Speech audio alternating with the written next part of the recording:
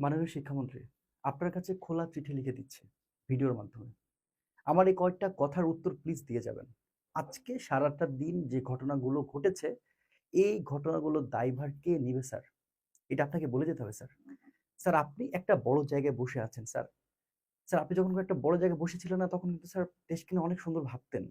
But কি এমন ওই সিটে কি এমন আছে ওখানে যাওয়ার পরে সবকিছু এক নজরের জন্য আপনি বুঝতে পারলেন না? সবকিছু আপনার মাথার উপর দিয়ে চলে গেল। আপনি কি বোঝার চেষ্টা করলেন না? আজকে কতগুলো ঘটনা ঘটেছে স্যার আপনি জানেন? স্যার আপনাকে আমি একটা ছোট কথা বলি আগে। স্যার আমরা যারা মধ্যবিত্ত পরিবারের সন্তান স্যার, স্যার আমাদের যাদের খুব একটা বেশি ব্যাকআপ নাই স্যার বাংলাদেশে এটাই হয়। বিশ্বাস করেন আমরা মধ্যবিত্ত পরিবার থেকে উঠে আসছি। এই পরীক্ষাটা না আমাদের কাছে মানে অন্যরকম একটা জিনিস। এটার উপরে ডিপেন্ড করে এটার উপরে চিন্তা করি, এটার উপরে ডিপেন্ড করে আমরা বড় হই। এই পড়াশোনার উপর ভিত্তি করে একটা সময় আমরা চাকরি পাবো এটা চিন্তা করি এবং ওই চাকরির টাকা দিয়ে পরিবার চলবে স্যার।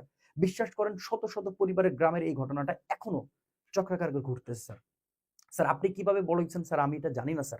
স্যার আজকে যখন আপনি স্যার এই বৈরী আবহাওয়ার মধ্যে স্যার আপনার জ্ঞাতার্থে জানাচ্ছি, আপনি যখন এই বৈরী আবহাওয়ার মধ্যে স্যার আমি আবার একবার রিপিট করতেছি স্যার, স্যার বৈরী আবহাওয়া স্যার। এই বৈরী আবহাওয়ার মধ্যে যখন আপনি পরীক্ষা নিয়েছেন স্যার, শত, শত ছেলে-মেয়ে স্যার ওই ড্রেনের মধ্যে পড়ে গিয়েছে। শত, শত ছেলে-মেয়ে যাওয়ার সময় তার জামাকাপড় ভিজিয়ে ফেলেছে। শত, শত ছেলে-মেয়ে ওই ভেজা জামাকাপড়ে স্যার পরীক্ষা দিয়েছে স্যার। আপনি বিশ্বাস করবেন স্যার? আপনার একটাবারও চোখ পড়েনি স্যার। স্যার অন্য সময় আপনারা আপনারা সবসময় স্যার থাকেন। বাট এই সময়টাতে কেন ছিলেন না আমি স্যার জানি না। স্যার আপনি কি জানেন আজকে বাংলাদেশে কতজন আত্মহত্যা করেছে? স্যার আপনি কি খোঁজ খবরটা নিয়েছেন স্যার একবারও? স্যার সত্যি বলছি স্যার আমার পাশের থানায় স্যার আমি তো রাজশাহী থেকে বলতেছি স্যার আমার পাশের থানা স্যার দুর্গাপুরে স্যার। স্যার একজন অলরেডি আত্মহত্যা করে ফেলেছে। এই খবরটা কি আপনার কানে গিয়েছে? অসংখ্য ছেলে-মেয়ে হতাশায় ভুগছে। আর আজকে যদি কোশ্চেন পত্র নিয়ে কথা বলি, কোশ্চেন পেপার নিয়ে কথা বলি, স্যার এটা কোনো কোশ্চেন। আমি ১ম এসে যখন প্রতিবাদ জানিয়েছি, অনেকজন এটা নিয়ে হাসাহাসিও করেছে। কিন্তু ওটা কোশ্চেন না। একটু একটু জ্ঞান আল্লাহ আমাকে দিয়েছে। এই কোশ্চেন বোর্ড স্ট্যান্ডার্ড না। তাহলে কেন এই বোর্ড স্ট্যান্ডার্ড যখন আপনারা কোশ্চেন করবেনই না, তাহলে কি জন্য বোর্ড গঠন করা হয়েছে? কি জন্য টিচারদের ট্রেনিং করা হয়েছে? কিসের মাস্টার ট্রেন্ড করা হচ্ছে? স্যার আপনার কোচিং সেন্টারের উপর অনেক রাগ। Okay fine. কোচিং সেন্টার আপনি ধূলিসাৎ করে দেন। এটা নিয়ে কোনো অসুবিধা নাই। কিন্তু আপনার এখন কোনো ব্যাকআপ নাই। আপনার কলেজে কোনো ব্যাকআপ নাই। যে টিচারগুলো হয়তোবা ঢাকা, রাজশাহীর কিছু ভালো, ভালো জায়গায় ভালো টিচার আছে। আপনি কি গ্রামে একবারও খোঁজ নিয়েছেন স্যার? গ্রামের পরিবেশ আপনি জানেন। যৌগ চ্যাপ্টারটা পড়ানো কয়দিন হয়েছে? স্যার আপনি কোনদিন খোঁজ নিয়েছেন নিউটনের বলবিদ্যা কয়দিন হয়েছে ফিজিক্সের? স্যার আপনি কোনদিন খোঁজ নিয়েছেন ভেক্টর অধ্যায়টা কয়দিন পড়ানো হয়েছে? স্যার আপনি কি খোঁজ নিয়েছেন চলতরিত অধ্যায় কতদিন পড়ানো হয়েছে? হয় নাই স্যার। এই বাচ্চাগুলো না ওই গ্রামের যারা ওইখানে ছোট, ছোট প্রাইভেট প্রোগ্রাম পড়ায় ওদের উপরে ডিপেন্ড করে পরীক্ষা দিতে চায় স্যার। বিশ্বাস করেন? স্যার এটাও কথা না। আজকে কতজন ছেলে-মেয়ে কান্না করেছে আপনি জানেন? কতজন ট্রমাটাইজড হয়ে গেছে স্যার? আপনি জানেন কতগুলো শিক্ষার্থী আজকে পরীক্ষার হলে ঠিক সময় ঢুকতে পারে নাই বলে তারা পরীক্ষা দিতে পারে নাই? আপনি কি জানেন আজকে কতগুলো শিক্ষার্থী পরীক্ষার হলে ঢুকতেই পারে নাই স্যার? স্যার এটা পরীক্ষা না। এটা ছিল তামাশা, এটা ছিল ইয়ার্কি, এটা ছিল ফাইজলামি। এবং ২৬ ব্যাচের সাথে এটা আপনারা করেছেন। এটা আমরা মেনে নিতে পারব না স্যার। স্যার এইটা আমরা মেনে নিব না। স্যার একেবারে প্রতিবাদ করার জন্য এখানে আসছি। এখানে অন্য কোনো উদ্দেশ্য নাই। এখানে কাউকে লেলিয়ে দিতে আসি নাই, কাউকে উস্কানি দিতে আসি নাই। স্যার আমি কোনো দলের না স্যার। আমি রাজনীতি করি না স্যার। আমি এগুলা কিচ্ছু না এর মধ্যে। স্যার আমার কথা হচ্ছে এই যে বাচ্চাগুলোকে কষ্ট দেওয়া হলো কেন? স্যার এটার কোনো উত্তর আছে আপনার কাছে? আপনার দলের যারা আছে, আমি দলের বলতে বোঝাচ্ছি স্যার, এটা কিন্তু রাজনৈতিকভাবে নিবেন না। অর্থাৎ শিক্ষা বোর্ডের কথা বলছি। শিক্ষা বোর্ডের যারা আছে তারা কি একজনও আপনাকে ফোন দিয়ে জানালো না? যে এখানে এই অবস্থা চলতেছে।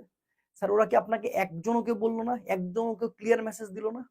যে আজকের এই বৈরী আবহাওয়ায় যদি কেউ পরীক্ষা দিতে আসে তাহলে বিষয়টা খুবই খারাপ হয়ে যাবে।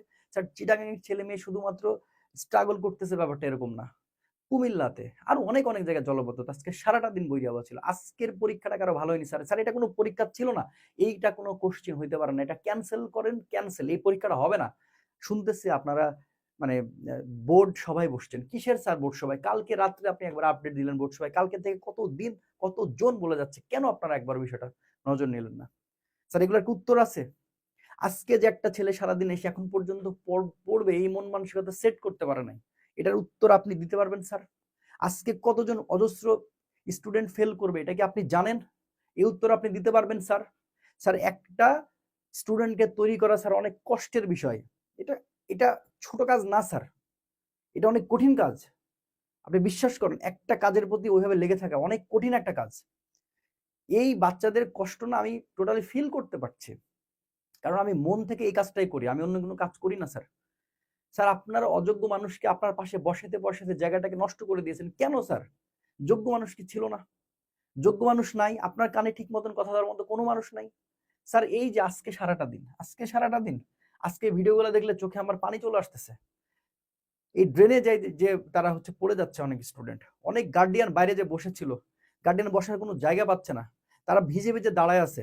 জামা-কাপড় ভিজে নিয়ে পরীক্ষা হলে গেলে স্যার অসুস্থ হয়ে গেছে। আজকে মিনিমাম ৫০,০০০ শিক্ষার্থীর বেশি অসুস্থ হবে। স্যার এগুলার দায়ভার কে নিবে স্যার? উত্তর দিয়ে যাবেন স্যার।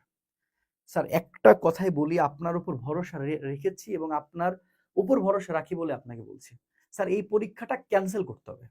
স্যার এটা কোনো পরীক্ষা হয় নাই এবং এটার কারণে অনেক পরীক্ষার্থী ফেল করবে, হুদাই ফেল করবে। এটা কোনো কোশ্চেন না স্যার। স্যার কোশ্চেন পেপার এরকম হয় না স্যার, বিশ্বাস করেন। কোশ্চেন পেপার এরকম হয় না। এটা পুরাপুরি ভুল ছিল। এই কোশ্চেন পেপারে যে কেউ পরীক্ষা দিলে খারাপ করবে। এটা ইচ্ছা করে করা হয়েছে স্যার। স্যার এটা বাদ দিতে হবে, টোটালি বাদ দিতে হবে। আপনারা সময় নেন, নিয়ে পরীক্ষা শেষ করেন। কয়েকদিন পরে অ্যাডমিশন আসলে বাচ্চারা আরো সাফার হবে। এটা আমি চাই না। 25 ব্যাচে এটা হয়েছে। 24 ব্যাচের সময় ঝামেলা হয়েছে। প্রতিবার হয়। এগুলো কেন স্যার? আপনাদের কি ইচ্ছা করে না আমাদের জেনারেশন খুব ভালো করে শিখে বড় হোক? এটা হয় না স্যার, এটা হয় না। এই উত্তরগুলো দিয়ে যাবেন আশা করি। আর আমি একটা রিকোয়েস্ট করতে আসছি, এই পরীক্ষাটা আপনাদেরকে বাদ দিতে হবে। এই পরীক্ষার কোনো ভ্যালু থাকবে না। এই পরীক্ষাতে হাজার শিক্ষার্থী জীবন হারায় ফেলতেছে। এই পরীক্ষা আমি মানি না স্যার। স্যার আমি না, 26 ব্যাচে কেউ মানে না স্যার। এই পরীক্ষাটা বাদ স্যার। আশা করি আপনি আমার কথা বুঝতে পেরেছেন। স্যার, আপনি এই বাংলাদেশের শিক্ষা অঙ্গনের গার্ডিয়ান। আপনাকেই স্যার এটাকে প্রতিরোধ করতে হবে। আর স্যার আপনি এটা পারবেন। আমরা বিশ্বাস করেছিলাম, এখনো করছি স্যার আপনাকে। আশা করি আপনি একটা দ্রুততার সাথে একটা ভালো আপডেট দেবেন। আসসালামু আলাইকুম রহমতুল্লাহ।